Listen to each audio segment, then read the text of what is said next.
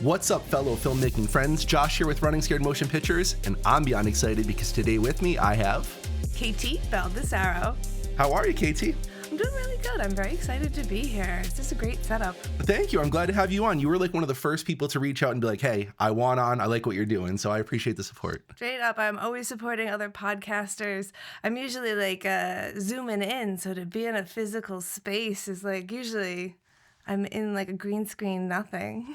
I like the digital podcast, don't get me wrong, but I think there's something that just like, it's different when you get to be in the space, the lights, the feeling, the tone. I don't know. I like that human connection. You know, that's why I do it kind of this way. But what do you got going on these days? What's your projects? Oh, God, so much stuff going on. I know that you had talked earlier with Chris Ferry of the East Hampton Film Festival, and I am heavily involved with that.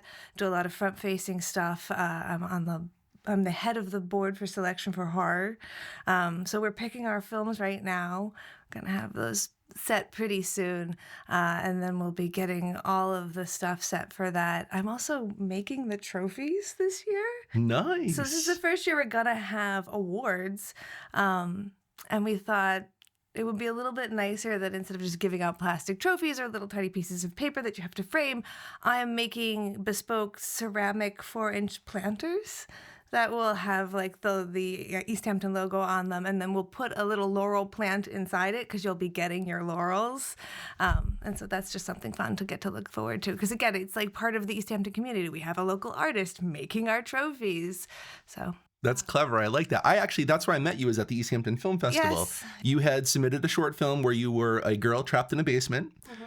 Got brutal at times, but I remember it being very good. Your performance was stellar. Thank you. And then you also, I saw you participate in, I believe you were at the time you were leading the Women in Horror? Yes. At the time? Yeah.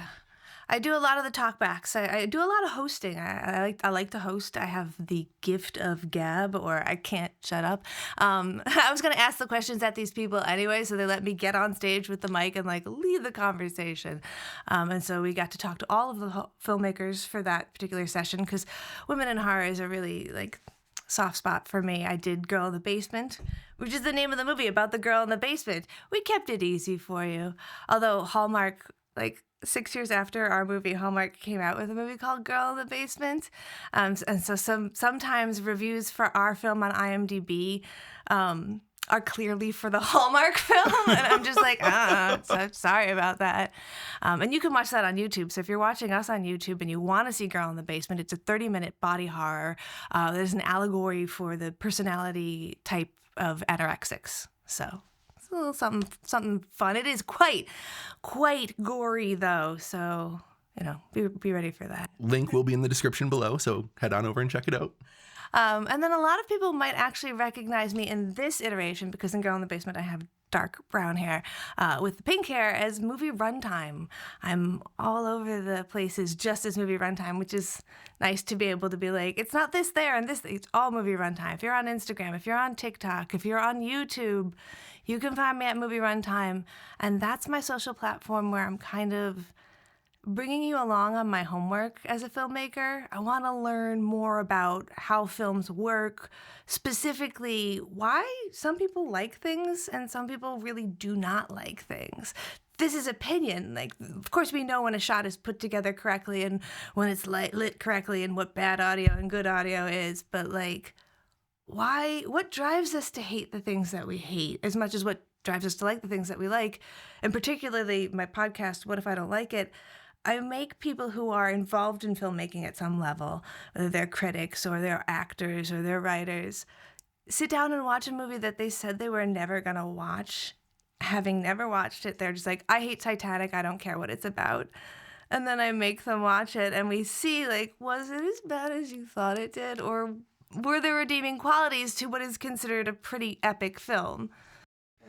I think it's weird that we live in a day and age where people are like so adverse to trying new things or wanting like new experiences. You know, it's like, I shouldn't say this because I'm not getting political in any way, shape, or form here, but like the Super Bowl thing, like the only thing I'm going to say about it is I'm sad because I wish people's first thought would have been like, oh, cool, I get to get experienced to something new. Mm-hmm. That's what I would have liked to see people take out of it. And some people did, but the pushback on that was kind of strange. You know, growing up, like we were always told like, be different. Like that's what's cool, you know, and like learn about differences and stuff. And I think we're just in a time now where it's like, it's not the same, you know, but no, I just, you know, that's why I love filmmaking though. It's like, you just jump in with these people and you just find such great community, great people that are doing great things. So you've been in the game for a while. You've been doing the short films and the hustle on the socials. What got you into all of this though?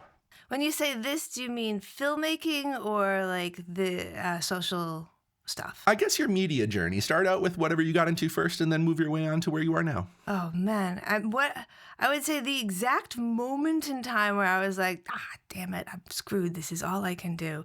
I was watching My Fair Lady as a kid, and I saw Audrey Hepburn, and she doesn't even sing her own singing. It's like somebody else's voice, but the whole spectacle of it just overwhelmed me, and I thought, like, oh my God, if this is a thing that people are allowed to do, sign me up. And then I started doing a lot of Shakespeare and like monologue recitation. I have a photographic memory, so I'm pretty good on a set. If somebody's like, oh, nobody showed up for this, I'll be like, I can do it right now. And that just kind of folds into itself. And then I started writing things, like I wrote Girl in the Basement, just because a lot of the roles I was being offered in my early 20s, especially in horror, didn't have the best lines. You know, like there's only so many times you can get killed on screen before it loses its charm. Yeah. I can see that. No, well, that's even my writing and what I'm trying to do now. It's like, not that I'm trying to like break the mold or, you know, do anything super different, but when I do write the dialogue and the lines, I really think about it. I'm always like, would an actor be proud to say this like on their reel? Is this awkward? Is it weird? You know, it's, again, everybody's art's different, but I'm really trying to focus on stuff that, again, like we can just be proud of. You know, it's like I'm trying to be technical about my work, and I'm really diving into like more writing these days. I'm starting to realize there's very few people in the world that are really good storytellers. Like people can tell a story, and sometimes people can tell a story good, but to be like that next level and be able to keep somebody's intrigue every scene by like the character being driven the way that they are and stuff, like that's what I'm finding super fascinating right now. And I'm trying to dive more into like that back end of writing. Oh my God. Can I highly recommend, you may already know Spalding Gray? No, I don't actually. So Spalding Gray is... I believe he's from New Hampshire. He might be from Maine. Please don't kill me if he's from Maine and not from New Hampshire.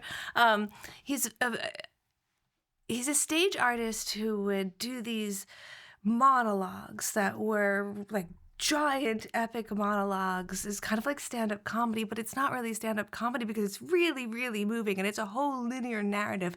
But there's production, there's light, there's things that are moving, and there's set design. And you can get Swimming to Cambodia or Monster in a Box. I would recommend Monster in a Box, which is about him trying to write the script of Swimming to Cambodia. And you can really see the process of everything that he goes through as a writer, but he's telling it to you. And that was probably the first person I ever encountered where it was like, this could be the phone book. Something about the way this is being told to me, the delivery in this, everything is this single person. That is a storyteller.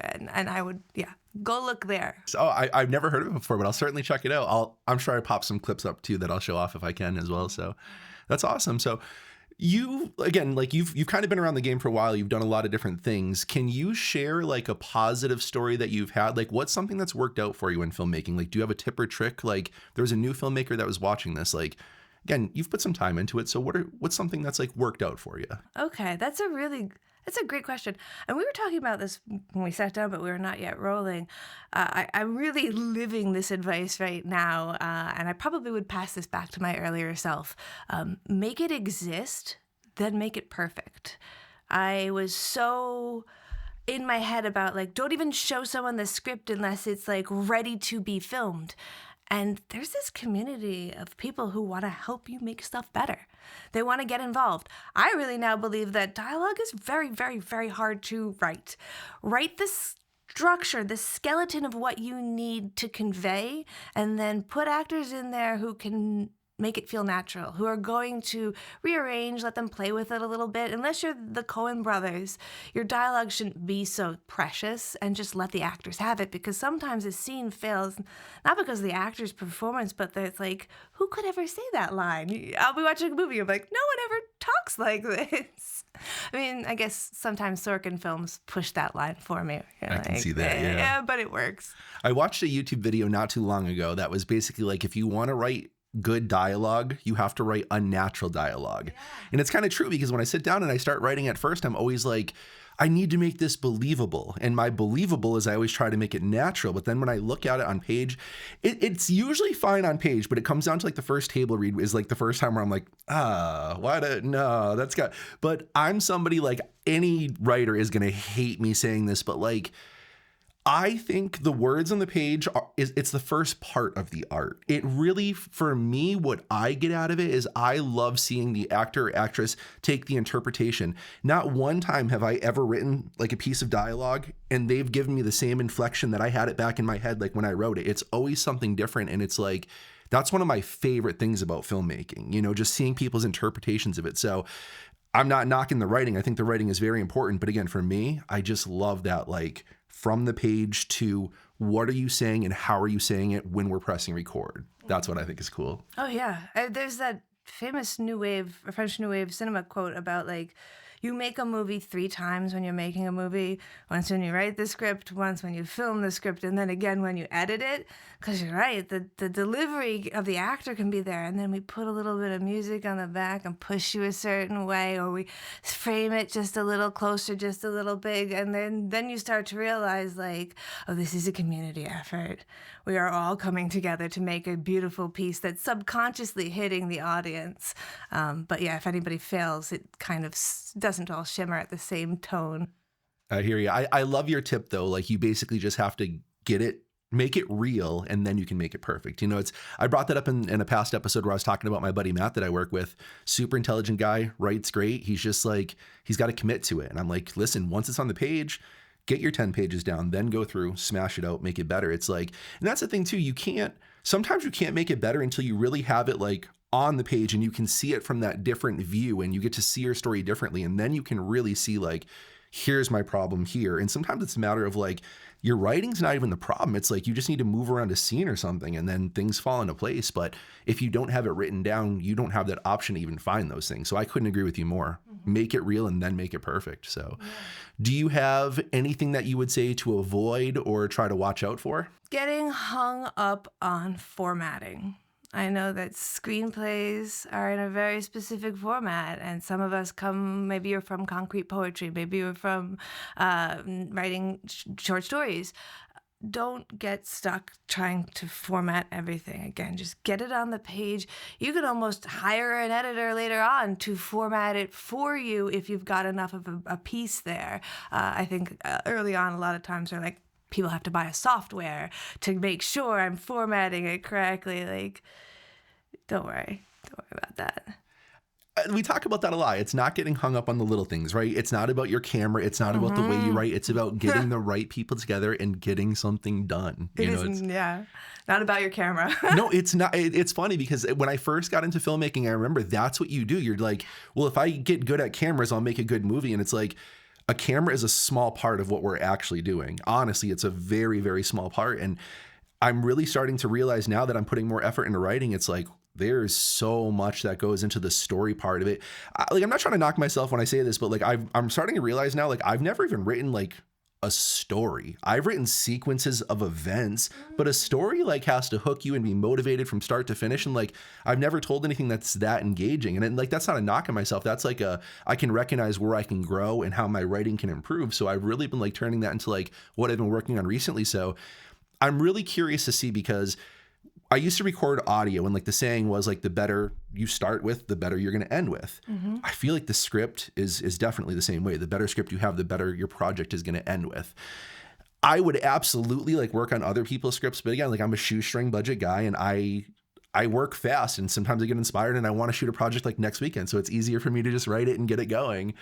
So when you worked in more like the acting and this side of things for the independent filmmaking side of things, what'd you look for as an actress when you were looking for productions to jump on? Like, was there any do's or don'ts, or what intrigued you, what drew you, what made you deterred towards certain things?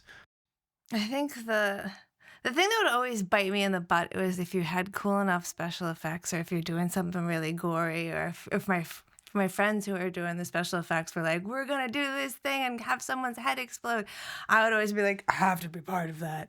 I don't care what the script is. You can put me in a bald cap. I will run through the woods in white paint.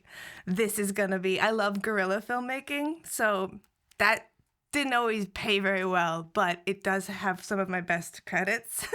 Like, hey, that thing in the background, that's me. That weird-ass monster, that's me. But I think you should be looking for stories that kind of motivate you, or the only exception to that is a cast that can carry it. Because when I think about films that make it without, maybe the script isn't as important, like if you're talking about a Christopher Guest piece where everyone is going to improv around a structure and you have enough of a strong ensemble that, like, if we all come together for a weekend, I'm sure we'll get something out of all of these people. Those are the ones I'm most likely to be like, oh, I really got to get in. I want to be in the room where it happens.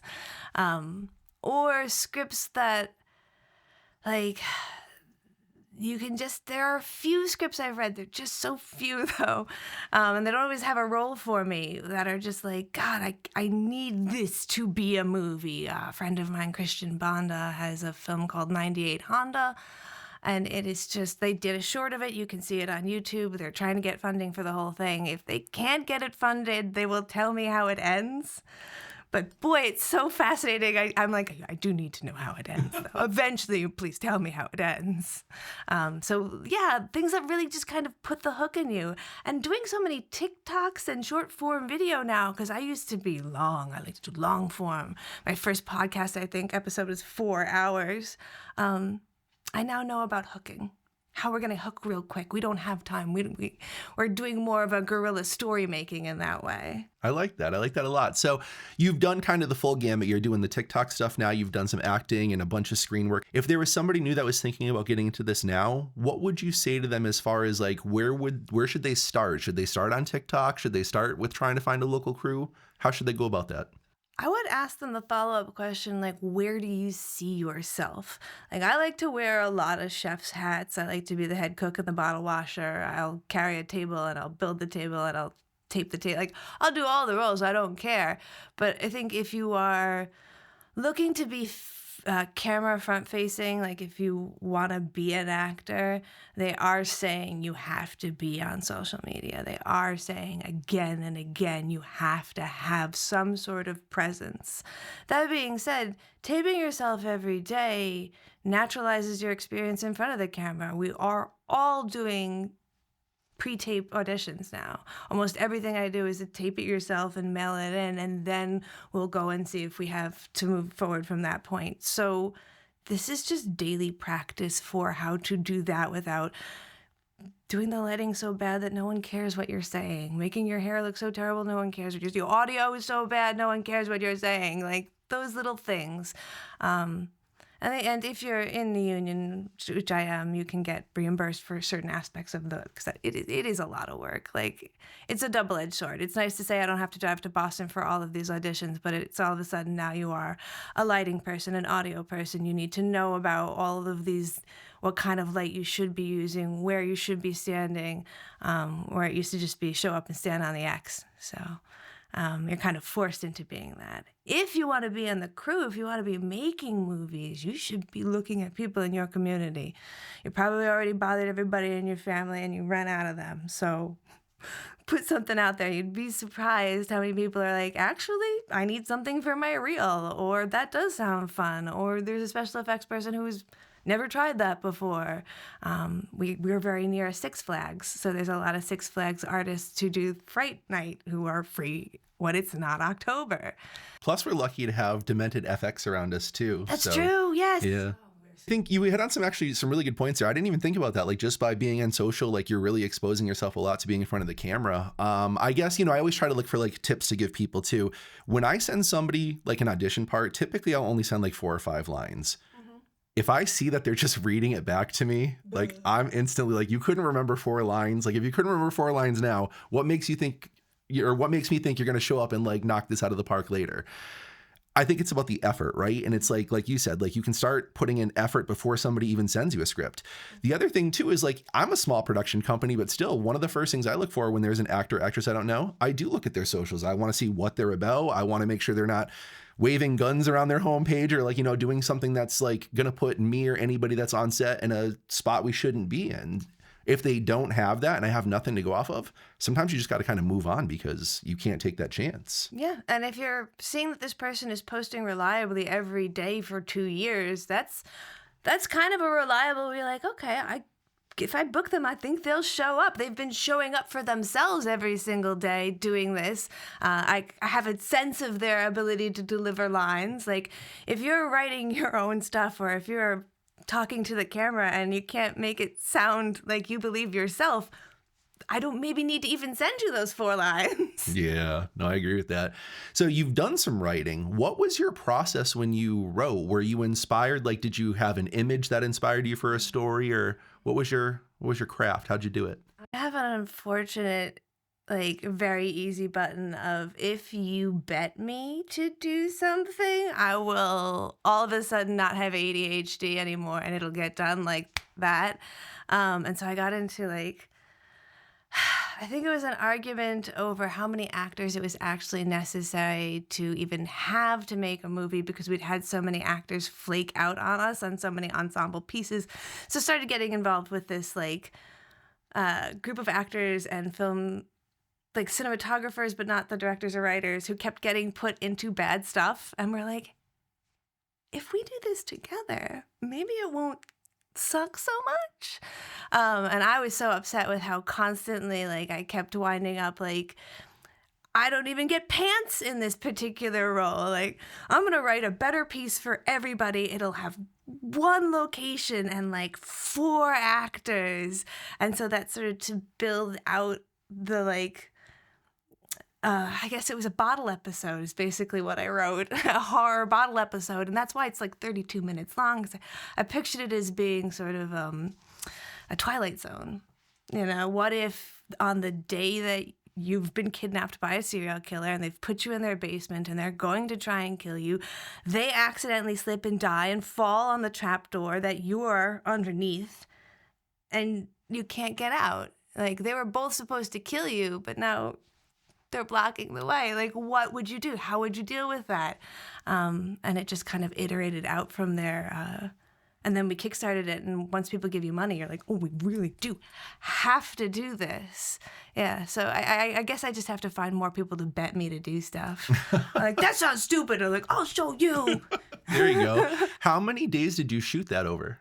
Because we were shooting really short bits too. I want to say like maybe a total of 8 days total, but we would do like 1 Saturday and 1 Sunday, and then we'd have to regroup. And there were a couple places we shot. We actually wound up using 3 locations: my house, a basement in Connecticut, and then the woods.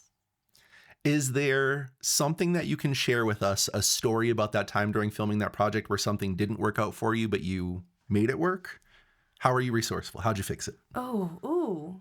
I know there was problems. Don't tell me there wasn't. Every film set ever has nothing but problems. You know what? Actually, the irony in this, like, I wasn't even getting pants and I'm going to write myself a better story. So she's in the basement. We did it in a real basement and we built a false wall and like we built a pump to make sure that the sink and everything worked. So I would get stuck inside a room with absolutely no way out and we didn't have any real electrical. And it was so unbelievably cold in the room. And then I was like, oh, she needs to use certain aspects of her outfit as tools. So she'd need to take her shirt and she'd have to tie it because she'd hurt herself very bad. So it would become a turning. And it winds up getting to this point where I'm like, I don't have very much clothes on anymore. And I wrote this. Like, so we would have me sit on a hot pad in certain things. You can't tell. It's like built into my costume. And then they would do like microwave little rice packets and then hand them to me.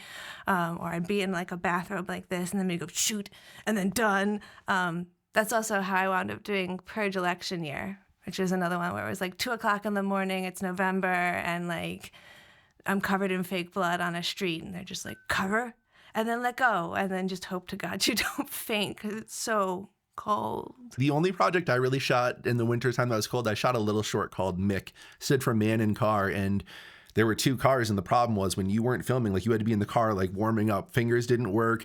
And then the other thing that sucks too is like, it doesn't take super cold, but like batteries don't last nearly as long in the cold either. Yes. So there's like, you start to get a production nightmare. So your fingers don't work, your batteries don't work. It's like, you're trying to get a good performance out of somebody that's like trying not to freeze to death. So it just makes everything a lot more difficult, I feel like. Yeah. Luckily, a lot of the scenes were like, oh, you're in pain, so go with it. Well, I am. Build it into the performance, Mrs. Daniel Day. Like, sure. But I remember cursing my own self on set and being like, I have only myself to blame. That's awesome. So you said you're involved with the East Hampton Film Festival. Have you seen anybody's recent work or anything that you're excited about? Do you know about any cool projects coming up that we could shout out? Well, no, ones I'm allowed to shout out yet. I have seen a lot of the films, and they're really good. And we do have a horror block that I'm excited about to show you. I can't, we haven't announced anybody yet. Fair enough. I'll move on. I didn't think about. Yeah, I don't want to put you in a spot to out anything. Yeah, I didn't think about that. No, I'm excited. I didn't get a submission in time. I wasn't able to film my last sequence that I need to. But actually tonight there's a filmmaking meetup in East Hampton that I'll be headed to after this, which I'm excited for. Chris, thank you for putting it on. I think it's going to be a great time. I'm going to shoot some video so I can use it for the podcast later, and have some cool clips. You've worked with Chris now, right? You've done a lot with Chris. I can't even remember not knowing Chris, which is a weird way. It's like Chris was just there always. I know he came in 2020 because he told me that, but it feels like he's been here forever. I think I probably got introduced to him through Jared Skolnick, who was the co-director and cinematographer on Girl in the Basement, who, if you don't know, you should look him up. He does a lot of short horror, a lot of comedy horror, has a script out right now that they're optioning called Woodfellas, and it's about these 2 mafia guys, or maybe it's 3 mafia people who go into the woods to dispose of a body, but wind up getting attacked by cryptids. So it's like a mafia movie meets cryptid forest movie, and it's very funny. So I'm pretty sure that he got us involved in the East Hampton Film Festival and that Girl in the Basement, and so that's kind of how Chris and I met. And I know he was doing Mass Live, and he's like, I don't want to go on by myself. Will you come? And I'm like, yeah, sure. I don't mind being in front of a camera all the time. And every year I would wind up doing that and then doing part of the talkback, just because it was a lot for Chris. He was doing all of the talkbacks and all of the introductions. And I was like, I'm going to be in the audience anyway. I'll do some.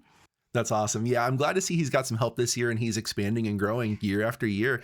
I think, if I'm not mistaken, I think he said 178 submissions this year. Is that the most you guys have had yet? Yeah. Nice. Yeah.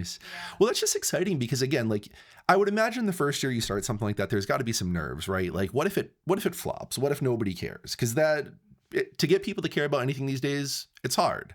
You start something like that, and it's like, he's in 5 years now. So to go from square one of 0 to 178, that's impressive in just 5 years in a small community like we are. I mean, again, he's out there hustling. I think he puts in a lot of effort.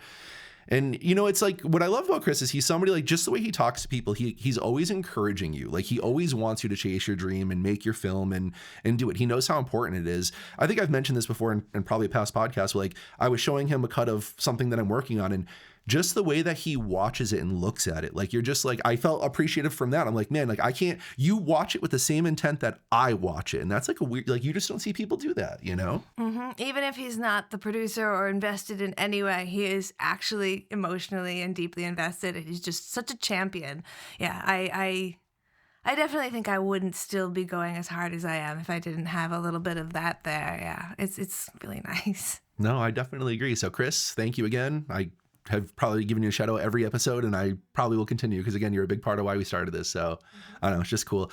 Again, I love the community. Again, getting to know people like Chris and stuff. It's I've said it so many times before, but it's about the people that you meet and the experiences, because that's what I think is so interesting about filmmaking, right? The way people write, the way people act, the way people score, the way people play music, however it is, it's inspired by their past experiences, their life lived. And when you get to share art with somebody and experience that in the way that they do things, and it's just, I think it's so inspiring. I love seeing like the different ways people do things, because then like I can learn, I can take what I like, I can keep expanding my toolbox. And the last podcast I just did was with this filmmaker from Westfield State named Riley. This kid's Riley Cabbage. Yeah, absolutely phenomenal kid. I enjoyed every second that he was on this podcast. Like his energy was just top notch. He's knocking out projects. Like I think he's doing this the right way. He's doing stuff that he wants to do. He's like, yeah, he wants to get his stuff seen, but he's not trying to become a millionaire. He's trying to make good projects. And I think he's got a good head on his shoulders. So it's like,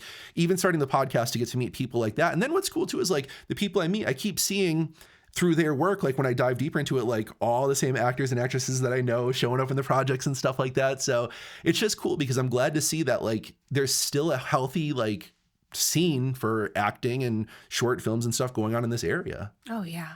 Community is the only way you're gonna keep doing this. It is a relentless, thankless thing. I think sometimes I was talking to a friend of mine, a shout out to Lori DeRiza, who is a Vespertina, it's a band. Great. She did the theme song for Girl in the Basement. She was talking about writing her recent album, and I sent her this like my response to it. And she goes, oh my God, I make this in such a vacuum. To have anyone respond to any aspect of it is so wonderful, because you think like, why am I making this? Who am I making this for? Is anybody even going to see it? And you can get so wrapped up in that like coming back to where Riley is about I'm just making it. Just making it for the fun of making it is again that essence of just make it exist, then make it perfect. I will say, of all the things that can be so tiring of being online and being in social media and stuff like that, the community that you can find even there makes it really worth it. The film talk community and the horror talk community, those people have been so incredibly supportive and embracive. It's definitely a reason why I keep doing things. And you can learn so much. People are just putting stuff out here. Like, this is the way I shot it. This is the lighting setup I used. Everything, every single breakdown for you. It's such a resource. It's so very nice. Yeah. I'm going to be honest. When I had Riley on, he asked me something about TikTok, and my response to it, I was like, no, I'm not using that garbage. Like I was just, cause like, again, I think TikTok has ruined people's attention spans. Mm-hmm. And I think I didn't have a high opinion of it, but I started, to start promoting the filmmaking stuff. And now it's like in 1 to 3 minutes, I get to like watch and learn something new about an editing technique or a shot or something. And now I'm kind of like, all right, maybe this isn't awful, because instead of just like scrolling and doing something stupid and finding a bunch of information I don't care about, like I get to kind of just learn. And like just the amount of editing stuff I've seen, because I've been following like all the DaVinci Resolve editing stuff essentially. Mm-hmm. And I'm like, again, what I can learn in 30 seconds, I'm like, you can do that? Like that's a button, that's a tab, that's a thing. So I'm starting to warm up to it a little bit, if I'm being honest. Yeah, any tool is going to have pros and cons. Like, I don't really need to see a get ready in the morning with anybody. But you could use that as a really good beginning for a satirical piece. Like, oh, let's do get ready in the morning with me, but let's do it Jason Voorhees. Like, you can then use what becomes so clearly part of culture that it's hard to want to be a writer, want to be a filmmaker, and be like, I'm going to avoid partaking in a huge part of the visual medium for a large part of our audiences. You wind up doing basically what's the problem with my podcast. You don't want to watch the movie you haven't even seen. You're just not going to participate. And you can participate and then learn what it is that you don't like about it. I don't like the ones that there's no content, and I'm just going to do film techniques or trivia stuff and kind of curate what you want. Although, of course, this is not to say anything about what's actually literally politically happening with TikTok right now. That's outside of itself. So this conversation may age like a fine glass of milk as TikTok becomes less and less okay. But just TikTok is like the stand-in for Instagram or YouTube. There are these communities of people who are out there who want to really support you and want to tell people that your film exists. You can make a short film and go and show it on Horror Talk, and all of a sudden there's just a huge community of people who want to tell other people your 5-minute film exists. That's kind of rare and hard to find. No, I agree. And again, I keep mentioning it, but I think the more that AI starts to settle in its place, the more people are going to want to see our short stories, our version of things, just that human vision of how they saw that situation go. And I think now's the perfect time. It's like it's scary because I've said this before too. It's like, would you not start playing guitar because Jimi Hendrix played guitar? Like, you're probably never going to be as good as him, but like, maybe I'll never make anything as good as AI can do it because it can do it in a second. But like, that's not why I'm doing it. I'm chasing the endeavor of it, the love for it. So, you kind of hit on it too. A lot of things that you had talked about, like, it really is about the community. It's about the people. I mean, that's what I love about this community, because again, that's truly what makes it flow. I mean, you could do this yourself, I guess, like if you're Bo Burnham or something, like locked in his room during COVID and stuff. But like, yeah, I couldn't do anything like that. I need the people around me to try to elevate the project. Like, I love when there's a problem and I'm not the one that solves it. Somebody else came up with a great idea, right? Like, that's like, I think that's just so much fun. It's like, that's how you expand, and that's how you get out of your comfort zone and you learn new things and you become a better artist, I think. Mm-hmm. Yeah. Because if you only eat candy and none of your vegetables, how are you ever going to grow to be a better person? Right? Exactly. So you do, with your TikTok, you talk about a lot of movies and stuff. Mm-hmm. In the last year or so, is there any movie that stands out to you as like, man, if you have not seen this yet, you need to jump on, like, this is the movie? That's a hard one, especially because if you had asked me 2 weeks ago, I would have just shouted right at the camera, no other choice, which is Park Chan-wook's Korean dark comedy that just came out. It got snubbed by all of the awards. Oscars didn't really care for it, but I just showed it to 2 of my friends because I thought it was hilarious. It's so dark, though, but I thought it was very hilarious, and I brought 2 friends that I thought were good at handling dark, hilarious stuff, and they were just like, "Hun, I don't know about that movie. It was just depressing." And I'm like, "I do know that." He's also the guy who did Old Boy, so like, you're gonna have to do what you can with that. So if you're not into something that heavy, I guess I'm actually gonna reference a really, really old movie that I can't believe I loved so much, but I had never seen Dragon Slayer, and I just saw Dragon Slayer this week, and the special effects are done by Phil Tippett, and it's an early ILM project, and I couldn't get over how much it's held up. It does something that's a little bit, Phil Tippett did mostly stop animation, so it's a little bit between stop animation and actually taping of puppets. So they created a kind of in-between animation, and I'm talking about like a dragon movie from the early 80s. How could it possibly, it still looks pretty damn cool. And the lead is the actor who plays the art historian in the second Ghostbusters. I can't remember his name. It's got the curly hair and the ridiculous accent in the one with the like goop in the painting and Vigo. So he's doesn't really strike you as a lead, but it's good. I recommend that. Go outside your comfort zone. Watch a fantasy film from the 80s. It won't be as cheesy as you think it is. I just started, I don't know why, like, we were on like Hulu and I was looking for something different to watch, and I'm weird. Like, when I'm eating, I'll watch like comedy or something that I don't care about, but I don't want to be like invested in a movie because I want to pay attention to it, So like, we have to find like an eating show. And I just like, I get sick of looking around. So I threw on Grandma's Boy the other day. Oh my God, yeah. That pulled me down the rabbit hole of like early 2000s movies again. So we've watched a few since then. And it's like, things were so much different back then. I mean, wow. But it's so different. We watched that. We watched Idiocracy. Oh man, that's a hard one to watch right now. Well, I was like, I wonder if this holds up. Like, I wonder, and it was like, yeah, it was something, but I just think filmmaking was still so good back then too. I don't know. Again, I'm somebody like, I'm old now, I guess. So it's like, I want build up to the story before things just happen. Like, yes, you can hook me in action if you start something out cool, but like, I want that attachment. I want to go along for the ride. I want more than just like, you wow me for 2 seconds and then move on. I mean, lately, like, I've watched a lot of stuff over the last couple of years, and there's very few things that like stand out or that I even remember half the time, to be perfectly honest. Like, the movie that I just brought up last time that really like blew my mind was Sinners. I mean, for real, obviously.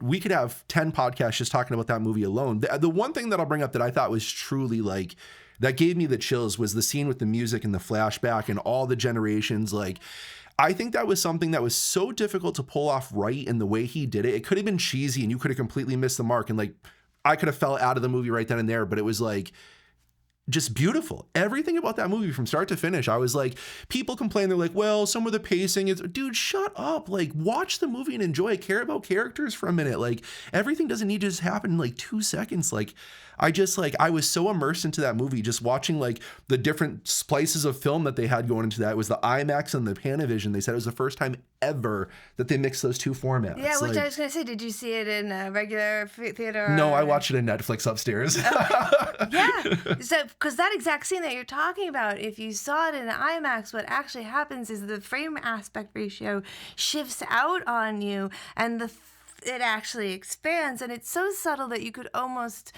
kind of miss it, because if you I did a whole long 10 minutes on the aspect ratios of different films in IMAX and stuff like that, and how this film is insane for that. But it's again, when you realize every single dial that's available to a filmmaker, and you're like, oh, he's gonna tell us the story using aspect ratio? Okay, but I'm gonna feel it in a way, and everybody talks about that scene. Yeah, I almost want to recommend that movie, but if you haven't seen that movie, I guess welcome. I'm glad you just woke up from your coma. That was me. I watched it 2 weeks ago, and I'm just like, I'm that guy that's talking about it now, and everybody's like, yeah, we already saw it. And I'm like, wow, it's really good. My mom was the one that was like, you got to watch this. This is great. And I'm like, it's a vampire movie. And she's like, well, not really. I'm like, but I loved it. I thought it was phenomenal. I'm always looking for things that are just a little bit different right now. I want a movie that makes me feel not bad, not gross. There's definitely some depressing stuff out there. You can go, I think it's easier to be different on that end, but I want to be challenged. I want to watch something that makes me just go, wow, you know? And it's hard to do that these days. Again, it's cinema's been around for over 100 years. We've been watching so many of the same type of movies, same style of movies. So it's hard to be different, because we're also programmed to watch movies a certain way.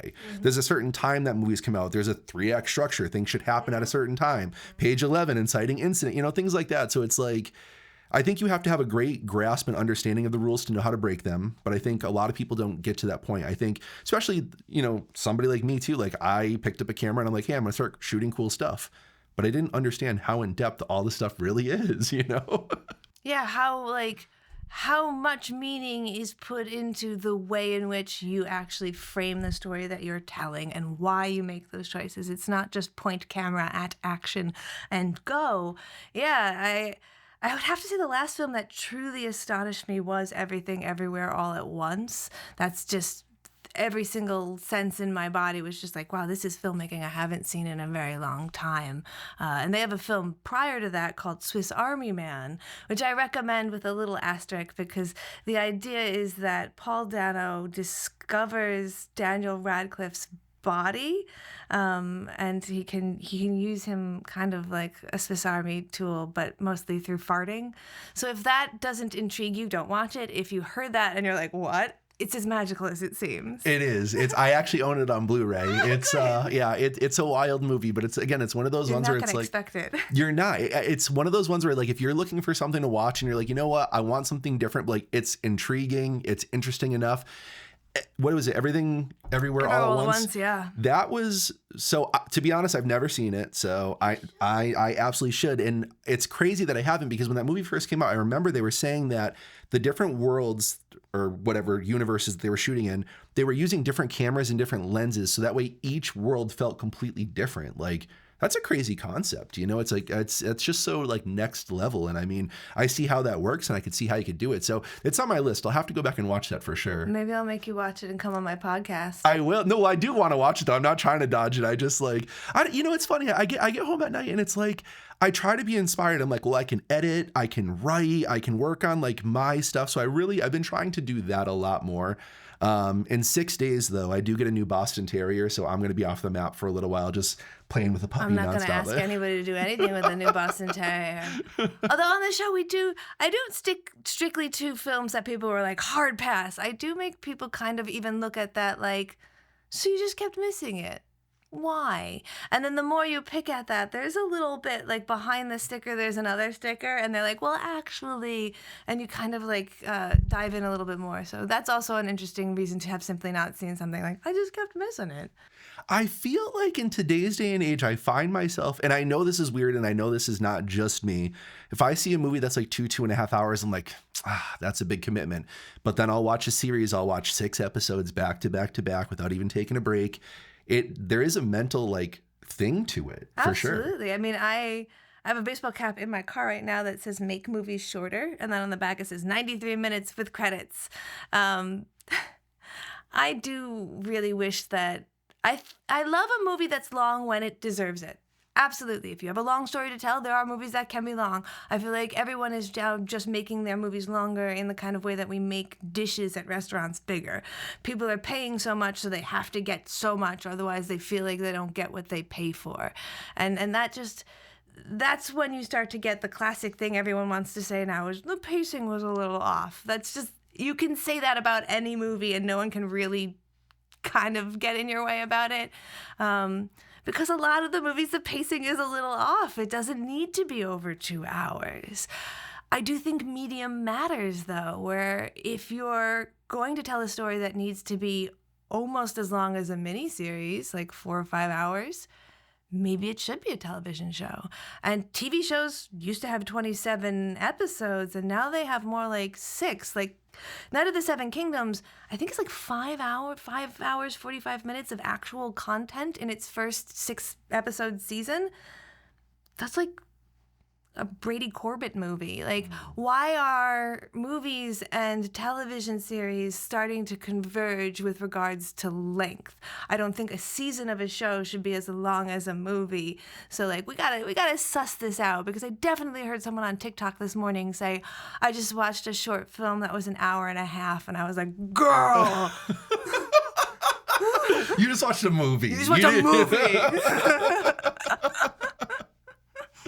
Oh, that's awesome. Yeah, no, it's like, again, I think a story needs to tell itself, and it will tell you how long it needs to be. But at the same time, I think if we're being honest with ourselves, when we sit down with the script, we can go through and we can cut a lot of stuff out that's in there for the wrong reasons.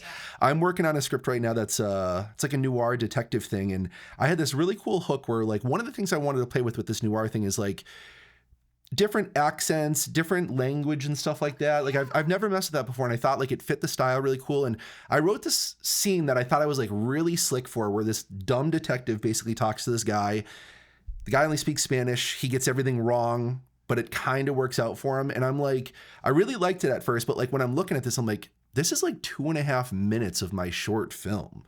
Like it cuts into a few different things. So it's not just strictly that, but it's like, I like the idea. I like what I'm doing, but I'm like, I have to cut this because I just don't want somebody to have to like sit here for now 15 minutes as opposed to 12 or 13 minutes and get a better experience out of it. Because it's like, I don't know, I find myself struggling with that often too. It's like, I'll have the script, but it's like, what's good enough to actually go up on screen? Right? Like that's a hard thing to come up with. Like what? And then when you come up with like, okay, so this line, this action, this thing is good enough. But now how do we shoot it good enough? How do we light it good enough? How do we act it good enough? How do we block it out? And that's where I think, again, the community comes in and people figure that stuff out.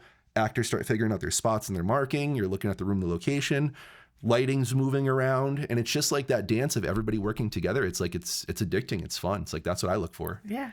I would definitely recommend people make short form videos for that exact that thing. Like, I want to tell this story. Okay, I'm going to tell this story to the camera.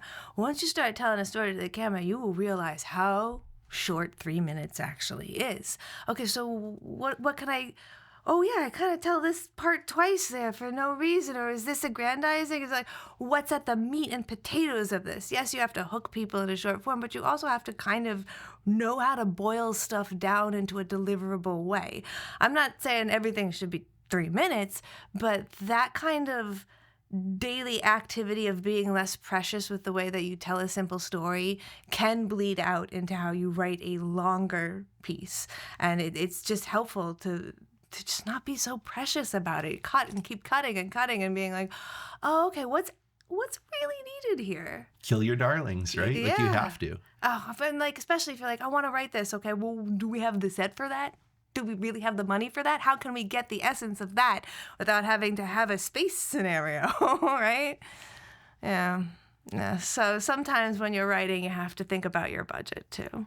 That's the problem. And it's like, even just to get food for like a 2-day shoot, like you're talking a couple $100, you got a few people on set, you're trying to make it work. And it's like, even just that's the bottleneck. I was talking to Riley about this before we started filming, because it's like, you'd want to tell people like, hey, we could shoot more if you brought like a bagged lunch, but like, you just can't do that. Like, it's just like a weird, like, you got to provide food, you know, but it's like that alone. It's like, that could be the difference between you shooting more projects in a year and just not alone. And that's if people are willing to donate their time, give you their efforts, which a lot of people are, because again, there's a lot of hungry people in this area that are looking to get their name out there, get more experience on set. And I'm seeing a lot of these young actors now, the Lindsay Delans of the world. And, you know, I haven't met the kid in person. I think his name's Jake, that's been starring in a lot of the stuff with her, just improving like just so much, everything I see him. And I'm like, I can just see it. So it's nice to see that they're out there making their gains. It's nice to see that the Chris Salvies of the world and some of the people that have been around doing this are still doing this. I'm glad to see you're still making content and doing stuff. Yeah. So you're doing the TikTok stuff now. Do you have any plans for any like short film or any other type of project in the future? Oh, yeah. Oh, boy, yeah. Well, see, I'm doing the film festival. I'm also working with, about to be working with Momitu, which is a short form, not short form, no. Momitu is like a Roku thing. So it's like Tubi or any of those free ad-supported things. You can go on and you can watch television shows. You can watch old movies. My friend Harry Marks, who's known as Intro at the Lobbies, he does the introductions for all of the classic films on Momitu. So if you're going to watch Nosferatu, you can have Harry set the context of everything that went into how that film came to be and stuff that you should know while you're watching it. Because a lot of the times people are really hesitant to watch, especially stuff that's that old. And it really is important to watch that stuff. It's got really good stuff for filmmakers to learn about, as well as good stories that we could lose if we don't. And they're doing film monthly contests. I will be doing the drama one, so I'll be the guest judge for March's dramas. We'll be doing 25 short films, and then I'll be doing a live show where we reveal who's won. So we've got that, and in between all of that and the TikToking and the picking out films, and I'm writing a bunch of pieces, and then I also decided, why not do animation? Why not do animation? That's not time-consuming or ridiculous. I got 1 or 2 pieces that accidentally wrote themselves, and they just have to be animated. They couldn't be done any other way. So those are the kinds of things where I'm like, who knows? Animation is very slow, so when it's done, it's done. I do it a little bit every day when I can. That's just going to have to take as long as it can. I also then just got a bird camera, which is one of those like AI things outside your house where birds land, and it tells you what kind of bird it is.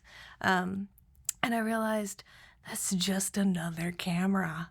And I accidentally wrote an entire script to be filmed only using the camera from the bird camera. That's a horror film. So like the problem is like so many, I literally know how to spin plates in real life, and that doesn't stop inside my head. I feel the same way. I start working on one project. I've got two projects on my editing slab over there. I've got like 6 I'm writing, 2 more I'm trying to get in pre-production right now. It's the addiction and it's the beauty of it. You know, it's like that's what's fun about being creative. And you know, you don't have to stick with one thing. You can jump. And I mean, I can't even tell you the amount of times where I've started writing a story. It doesn't come to fruition, but like 3 years later, that first version turned into 18 different versions. But now I'm shooting something that's started from that. Yeah, you made it exist and then you made it perfect. That's exactly it. Yeah. So if the spirit moves you, I'll be like, well, I don't want to write this one right now, but this one's accidentally writing itself, so I guess we're writing another one. Then I have to work myself up to actually like letting them exist in the light where other people see them, because I'm still like, oh, they could fix that a little, maybe. So I'm learning to be a little bit more like release the babies, let people see all the stuff that I make at home. I send my stuff out too quick because I get self-conscious, because again, I'm like, well, is this good enough to even get people's time to come down and like, so I want like the feedback early, because before I spend like all the grueling hours of hashing everything out, it's like, well, if somebody's like, well, this scene sucks, I want to be like, okay, let me think about that. And you know, if they're right, like, then I don't spend the time getting it perfect for no reason, you know? True. There's also like a maternal part of me that's like, don't say that. It's a baby. It's Yeah, just right. a baby right now. It's my first draft. I'm working on it. My husband's also a very good editor, so a lot of times I will give him the and he will just even grammatically put that stuff together for me. So I usually let him see it first. That's awesome. My spelling and grammar is atrocious. Like my scripts are so bad with that. Like again, with my ADHD, like normally I talk really fast. Like when I do this podcast, like I work on it. I'm like, talk slow, be deliberate. But like when I write, I don't know what, I just can't keep my thoughts in order. It's like things should be in this paragraph. They're down here. They're all over the place. And then even when I write scripts, like I'm getting much better at it because I'm working on like, again, some of the basics, but really some of the arts too. And you kind of brought it up earlier, like about, paying attention to like what started filmmaking and like even though it might not be relevant right now, like if it was important for a reason, like or if it was important at its time, there's a reason. Like Sidney Lumet's Making Movies, like this book came out like a long time ago. Like it's talking about like stuff that doesn't really pertain anymore. But like I remember when I was reading that there were so many just like nuggets of information that they do pertain to today because like situations and people don't change, right? So it's like a lot of the things he brought up, it was like the insight and just the way that they saw things and the way that they came to their conclusions back then. I feel like filmmaking back then, when you're like exposing film and doing things to that level, you had to be so cognizant about every single element. I'll be honest, you give me one or two lights and I can show up to pretty much any room now with my camera and I'm probably going to get something that's usable because if I blew it here, I shot it in RAW so I can change the ISO and like couldn't do that before. So you had to be way more like direct about your approach. So reading that, like, I don't know, I get a lot of the time and the care and the effort that people used to put in stuff, you know, to that. And it's inspiring because we live in different times now where everything's fast and I want it now. So it's like, it's nice to sometimes just sit back and be like, all right, we don't have to rush stuff. Like, let's appreciate things too, you know? Oh yeah. And then you can absolutely go back to some stuff that was necessary. So back then we had to shoot day for night because the aperture wouldn't allow enough light to come into the camera to make a recorded image at night. So flash forward to Mad Max Fury Road. All of the night scenes in that are shot day for night because it was easier on the cast. They were in the desert. It also gives it an eerie, like strange, otherly world glow. So they took a technique from back of the day, applies it to a movie now, and that movie has such a glow on it, has such a like, oh my God, what am I watching? Just by making something that was once necessary, like a choice. So why not go back and learn those things? If I could recommend another book that's tangential but not actually filmmaking, Scott McCloud has two books. One's called Making Comics and the other one's called Understanding Comics. If you're only going to get one, get Understanding Comics. You don't, unless you're going to make comics. But the idea being, so much of the way I look at making a script now I think of is storyboarding, and storyboarding is another kind of like making comic panels. And it talks about Will Eisner's concepts of how storyboarding works, how to make a story be visually told in that kind of way that just goes right into filmmaking if you can extrapolate, just take a step back. It just tells you how to tell a story visually. And they're talking visually about the page, but there's no reason you couldn't think visually about the screen. That I read maybe earlier this year for the first time as an adult and was like, oh my God, there's so much here. I'm intrigued by that because when I first got into filmmaking and cinematography, like I wasn't always like a comic book nerd, and I'm not really now, but I started getting graphic novels and stuff because, to your point exactly, like you only have so many frames to show off like your whole story, right? And it's like even the dialogue that they have to use, there's so much limited space, but it's like, why this framing? Why this composition? Why that image? Yeah, exactly, right? And it like, so I started reading it like not because I cared about the graphic novels, but I was trying to learn from them. Like, and again, they tell full stories, but with very short pieces of imagery and dialogue and stuff. So it's like, it's a really cool thing. So like, if you're new into filmmaking and you want to do something cool, like pick up a graphic novel, figure out like, how did they get from A to B in a page? And they have like all this information given, like what scenes did they use?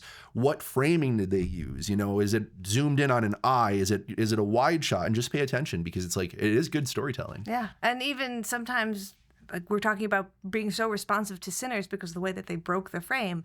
Sometimes they'll do that. Sometimes an image will come outside of the frame, or they'll use the entire page for the frame. If you see any of Dave McKean's work with like Arkham Asylum, that's just like mind-blowing the way that it uses the framing. Oh, so there are rules that can be broken even in this medium. Yeah. I like that a lot.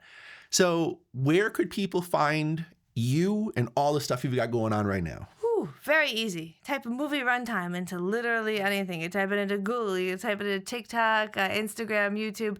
I'm probably the most active on YouTube, Instagram, and TikTok. That's where you're getting the daily shorts. I'm trying to build up my YouTube, so go find me there. That one is where you'll get the podcast because it accepts longer form videos. You can't put the podcast on Instagram or TikTok. And soon you'll also be seeing me with Momitu.